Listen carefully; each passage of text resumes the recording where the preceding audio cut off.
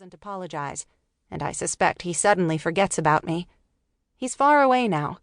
I watch his face as he studies the chair, his eyes tracing each detail.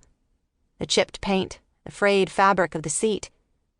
He reaches out and touches it, tentatively at first, and his fingers caress the back, gliding over the bumps and cracks. I fight my instinct to say something, to interrupt the awkward encounter between this stranger and a piece of cheap diner furniture. The defensive humor slips to my tongue but catches on my lips. Again, it's his eyes. There's something there, something deep, something shattered.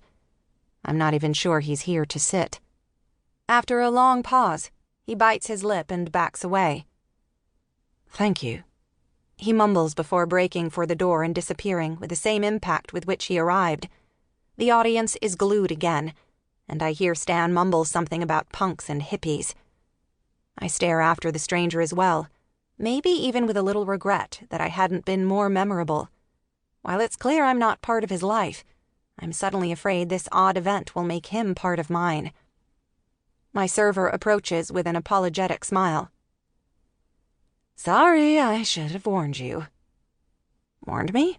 I ask, still watching the door as if he'll return and explain the mystery so it doesn't explode into something that will haunt me after I leave.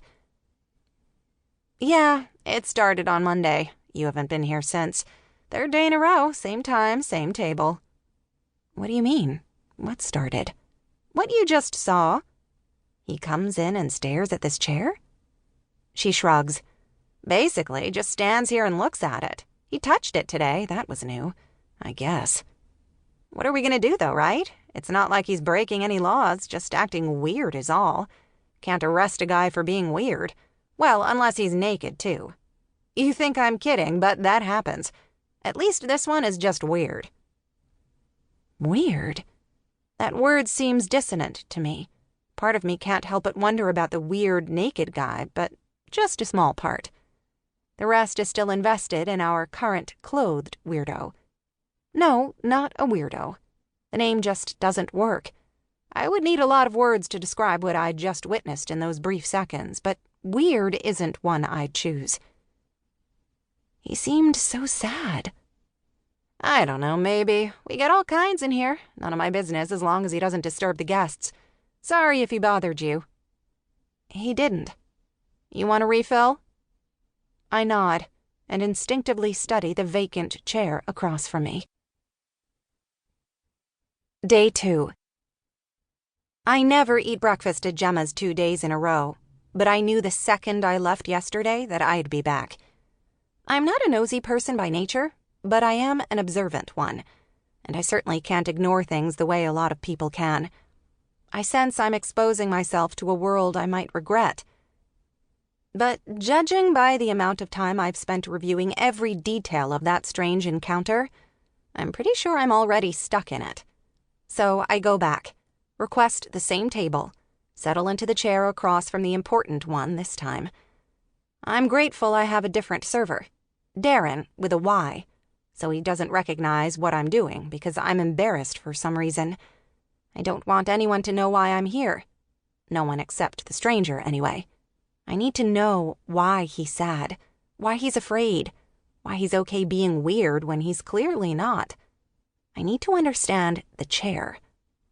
I was very intentional in my decision to leave his chair open when I sat on the other side. I wonder if he'll notice. I order my tea and pretend to study the menu, but really, I'm watching the door, waiting. It's the wrong angle to view the door from this side, however, so I'm forced to scan the rest of the restaurant with each peek. I notice a few other familiar faces around the room, and can't help but wonder if they're waiting, too. Stan is here, still too close to the entryway, so he'll be cold when the stranger enters and hesitates in the opening. He's a little later today, just a couple minutes, but enough for me to think that he's not some kind of obsessive sociopath who times his fixation on a rigid schedule. This chair routine is part of his day, but it's not the only part of his day. I take some comfort in that, although I'm not sure why.